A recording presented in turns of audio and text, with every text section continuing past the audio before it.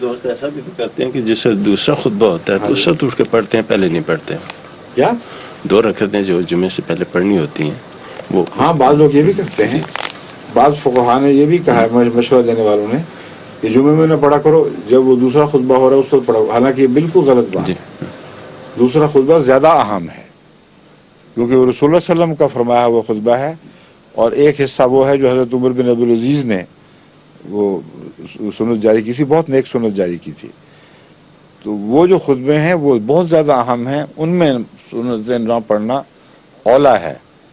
لیکن جو امام اپنی طرف سے کہہ رہا ہے اس میں سنتیں پڑھنے میں وہ ٹکراؤ نہیں ہے، جیسے اور پھر وہ ہے بھی قرآنی آیات پر مبنی اور رسول اللہ صلی اللہ علیہ وسلم کی مصنون دعاؤں پر مبنی خطبہ ہے، اس میں نہیں پڑھنی چاہیے. اسی لیے میں نے اس کا ذکر بھی نہیں کیا تھا. اچھا وہ آپ نے توجہ دلا دی.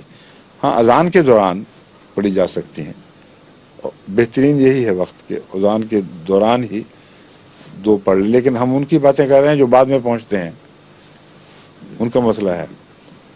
تو اگر وہ سفر کا حال نہ ہو، جمع نہ ہو، تو پھر تو بہتر ہے کہ وہ جمعے کے بعد ہی پڑھ لیا کریں گے. وہ اتنی تاخیر کا کوئی ایسا حرج نہیں ہے.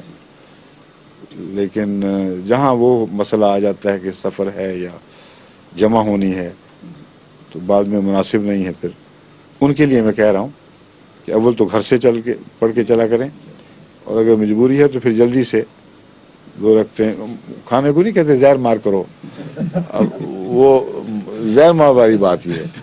خطبہ ہو رہا ہے، کانوں میں پڑ رہا ہے، ادھر ایک آدمی لگا ہوا ہے جلدی جلدی 2 رکعتیں پوری کرنے، اچھا منظر نہیں لگتا یہ. اچھا جی اجازت ہے، اب وقت ہو گیا. السلام علیکم، خدا حافظ. ظہور مہدی آخر زمان